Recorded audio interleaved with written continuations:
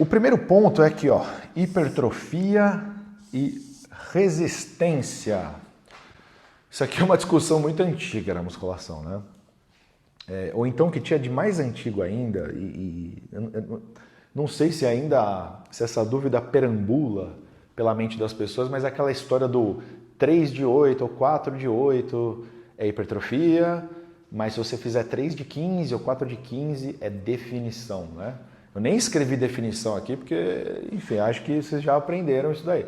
Mas caso alguém tenha essa dúvida, definição não é no treino. Definição, que significa mostrar a musculatura, ficar com o músculo mais fibrado, né?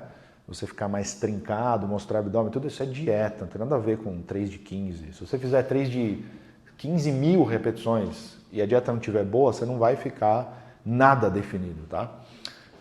Então, esquece essa história. Agora, o que faz sentido a gente pensar é hipertrofia e resistência, porque isso aqui são dois elementos distintos, tá? Que você pode buscar como objetivo. Só que você não pode exagerar nesse conceito, tá? Então, por exemplo, 3 de 8 é hipertrofia. Se eu fizer 9 repetições, virou resistência. Não é assim que funciona. Inclusive, você vai ver atletas, Ronnie Coleman, 8 vezes Olímpia, bota a foto aí do gigantesco Coleman, olha o tamanho do negão. Ele treinava muitas vezes 3 de 15, 3 de 20, tá? Ou 4 de 15, 4 de 20, enfim.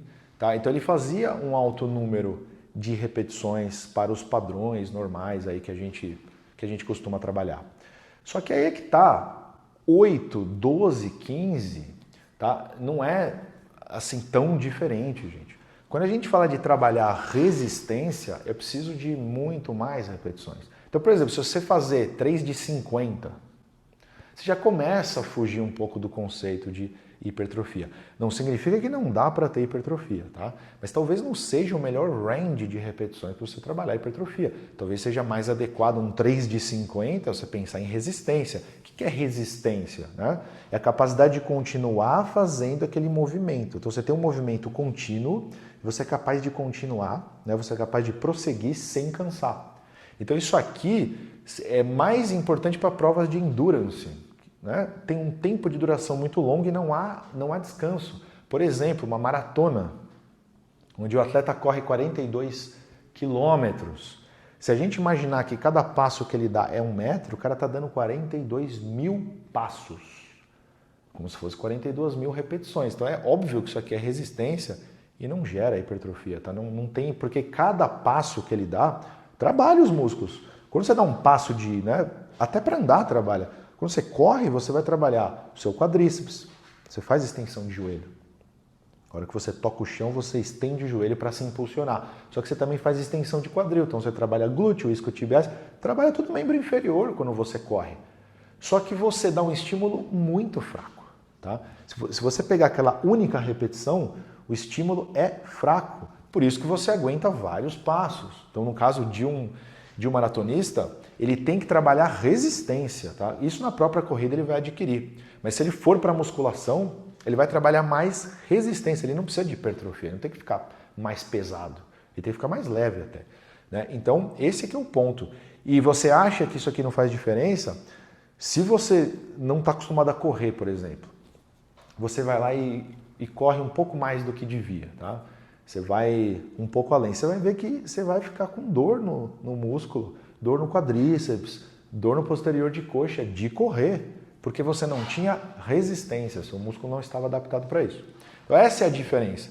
Mas como eu disse, não é 8, 9, 10, nossa, já mudou. Não, são números bem maiores. Então a hipertrofia trabalha com range menor, mas não seja fanático e bitolado. Se você trabalhar 3 de 15, você cresce também, tá? Você está numa zona que consegue gerar hipertrofia. O que é importante nisso, galera? O que é mais importante? Desde que você não exagere o número de repetições, né? Trabalha com um número aí mais habitual, entre 6, 8, 15, então, você precisa dar o máximo na série. Por isso que eu falo que ir até a falha, tá aqui, ó, já tinha escrito aqui, ó. Ir até a falha é um bom indicador, porque é um indicador que está mostrando que você não está fazendo o corpo mole. Quando eu vou até a falha, pelo menos a falha concêntrica, existem várias falhas, né? A falha concêntrica é a primeira delas, tá? Ou seja, quando eu não consigo encurtar mais o músculo. Então eu vou tentar encurtar a musculatura, não vai. Eu não completo a repetição, falhou. Aí você pode parar. É um indicativo que você não está fazendo corpo mole. Porque não adianta eu fazer lá o range de hipertrofia lá, 8, 10, 12. Só que eu chego na 12ª repetição e eu consigo fazer mais 8, mais 10. Pô, você está trabalhando abaixo da capacidade. Então ou você chega à falha ou próximo à falha. Se não tem estímulo suficiente, ó, você não tem isso aqui, ó, não vai crescer, não tem hipertrofia, tá? Então, esse é o ponto. Outra coisa que vai mexer no número de reps, que também não tem um número mágico, é a sobrecarga. Por quê? Ora, se eu aumento a sobrecarga, imaginando que a minha execução é a mesma coisa, tá? Se eu aumento a sobrecarga, eu vou ter que diminuir o número de repetições. Isso aí acho que todo mundo que treinou musculação na vida já comprovou na prática, né?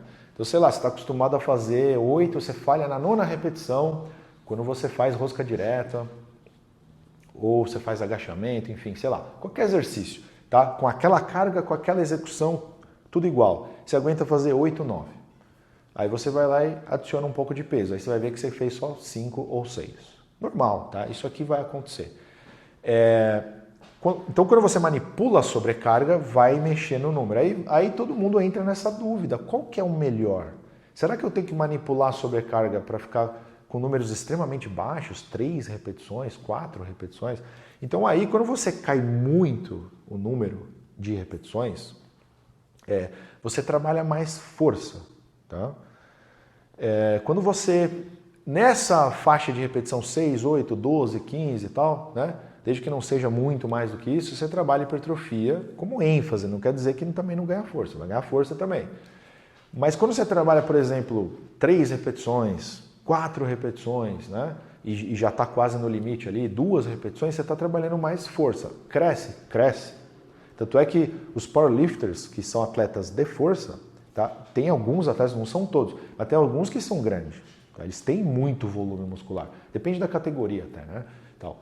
Mas eles não são os maiores. Os maiores são os bodybuilders, porque eles buscam o treino pensando em hipertrofia. Então, força e hipertrofia, eles são primos, eles são semelhantes, mas eles não são a mesma coisa. Não é assim, quanto mais hipertrofia, né, quanto mais volume muscular, mais forte o cara é. Não é bem assim, até porque tem hipertrofia sarcoplasmática, que é mais acúmulo de água intracelular, tá? Não é miofebrilar, que é aumento de fibra mesmo. Aumento do volume de fibra mesmo, tá? Então, não necessariamente mais hipertrofia está gerando mais força, tá? Mas é só para vocês terem noção disso. Então, a sobrecarga, como é que você manipula a sobrecarga? Utilize um range de repetições que pode variar, você pode periodizar isso, tá? Pode fazer 6, 8, 10, 12, 15, pode variar esses números. Mas utilize uma sobrecarga onde, a partir do range que você determinou, sei lá, eu quero falhar entre 8 a 10 ou entre 8 a 12. Geralmente eu recomendo, tá?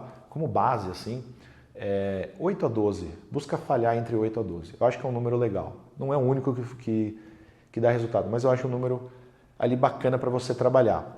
Então, entre 8 a 12, por exemplo, uma carga que você vá falhar nesse range.